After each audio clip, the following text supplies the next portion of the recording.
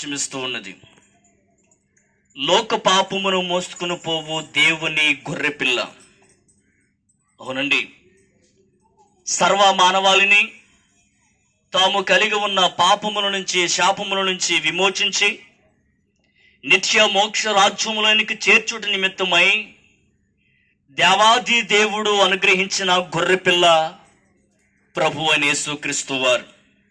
అవును ప్రియులారా, ఆయన కాలము సంపూర్ణమైనప్పుడు కన్యక గర్భమున నరవతరిగా దేవుని శక్తి వలన ఆయన ఈ లోకంలోనికి దిగివచ్చి ఉన్నాడు. 33.5 సంవత్సరములు జీవించి మానవుల మధ్యన 3.5 సంవత్సరాలు మానవ అతీతమైన కార్యాలను చేసి తనలోని దైవత్వాన్ని లోకానికి బయలుపరిచున్నాడు. అవును ప్రియులారా, మరి బైబిల్ గ్రంథములో లాజరు అనేటువంటి ఒక వ్యక్తి మరణించి సమాధి చేయబడి 3 దినాలు కావస్తూ ఉన్నది. ఆ సందర్భమున యేసుక్రీస్తు వారు సమాధి యొద్దకు వెళ్ళి లాజరు లేచి బయటికి రమ్మనగా 3 దినాలు డీకంపోజ్ అయిపోయినటువంటి ఆ మృతదేహము మరి జీవాన్ని స్వతంత్రించుకుని మరి ఆ సమాధిలోంచి లేచి బయటికి రావడం జరిగింది. అంతేకాదు 38 ఏళ్ల నుంచి పక్షవాతముతో ఒక రోగి పట్టబడి ఉన్నాడు. అయితే యేసుక్రీస్తు వారు ఆ రోగి వద్దకు వెళ్ళి నువ్వు లేచి నీ పరుపెత్తుకుని నడవమని చెప్పగా వెంటనే ఒక వ్యక్తి లేచి నడవడం ప్రారంభించాడు. యేసుక్రీస్తు వారు పడవ మార్గమున సముద్రములో ప్రయాణం చేస్తున్నటువంటి సమయంలో తుఫాను వచ్చింది. అయితే శిష్యులు యేసు చెంతకు చేరి ప్రభు మేము నశించిపోతున్నాం, మమ్మల్ని రక్షించమన్నప్పుడు క్రీస్తు తన చేయి ఎత్తి ఆ తుఫానును సముద్రమును గద్దెచ్చగా మిక్కిలి నిమ్మలముగా మారిపోయినది. ఒక సందర్భంలో నీటి మీద నడిచినటువంటి ప్రభువుగా మనకు కనబడుతూ ఉన్నాడు. 5 రొట్టెలు 2 చిన్న చేపలు వేల జనాంగానికి సమృద్ధి అయిన ఆహారంగా పెట్టినటువంటి ఉదాంతాన్ని మనం చూడగలం. ఈ యొక్క పరిస్థితులన్నీ కూడా మరి యేసుక్రీస్తు వారు మరి జీవాధిపతి అయినటువంటి దేవుని గాను, యేసుక్రీస్తు వారు నిజమైనటువంటి ప్రభువు గాను మనకు తెలియజేస్తూ ఉన్నాయి.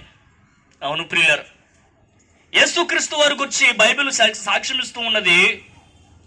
యేసుక్రీస్తు అందరికీ ప్రభువు. ఆయన ఏదో ఒకరికి, ఏదో ఒక ప్రాంతానికి, ఒక దేశానికి, ఒక గ్రామానికి, ఒక మతస్థులకు, ఒక కులస్థులకు కాదు గాని ఆయన అందరికీ ప్రభు అని మరి వాక్యము సాక్ష్యమిస్తూ ఉన్నది. ఆయన మహాదేవుడు, భూమి ఆకాశములు కలుగు చేసినటువంటి సృష్టికర్త అయినటువంటి దేవునిగా మనకి బైబిల్ గ్రంథం సాక్ష్యమిస్తూ ఉన్నది. అవును ప్రియులారా, అంత మహాదేవుడును, అంత ఉన్న ఆశ్చర్య కార్యాలు చేసేటువంటి, గొప్ప కార్యాలు చేసేటువంటి దేవుడై ఉండి కూడా మరి సిలువ మ్రాను పైన ఎందుకు మరణించాడనేటువంటి ఆలోచనలు మీలో కలగవచ్చు. అయితే ప్రియులారా, వాక్యము సాక్ష్యమిస్తూ ఉన్నది. పాపులను రక్షించుటకు క్రీస్తు యేసు లోకమునకు వచ్చిన వాక్యము నమ్మదగినది, పూర్ణాంగీకారమునకు యోగ్యమునై ఉన్నదని వాక్యము సాక్ష్యమిస్తున్నది. అవును ప్రియులారా, ఆయన నా పాపాలు శాపాలు పరిహరించుట నిమిత్తమై సిలువ మ్రాను పైన మరణించాడు. తన దైవ పరిశుద్ధ రక్తమును ఒలికించాడు. తద్వారా సర్వమానవాళికి రక్షణ అనుగ్రహించాడు. కాబట్టి ప్రియులారా, మనం ఎవరూ కూడా నశించిపోవడం దేవుని చిత్తము కాదు. నరకానికి వెళ్ళడం దేవుని చిత్తము కాదు. నరక శిక్షలు అనుభవించడం దేవుని చిత్తము కాదు.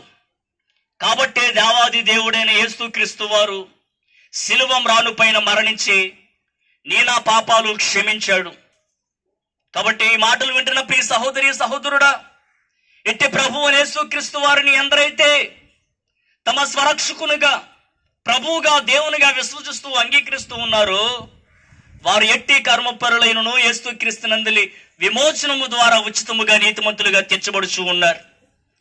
అటు వారు దేవునికి కుమారులుగాను పరలోక రాజ్యమునకు హక్కుదారులుగా తీర్చబడుచు ఉన్నారు. కాబట్టి ప్రియులారా, సిద్ధపడండి. ప్రభు చెంతకు చేరండి. దేవుడు మీ అందరినీ దీవించునుగాక. మన ప్రాంతం క్షేమం కొరకు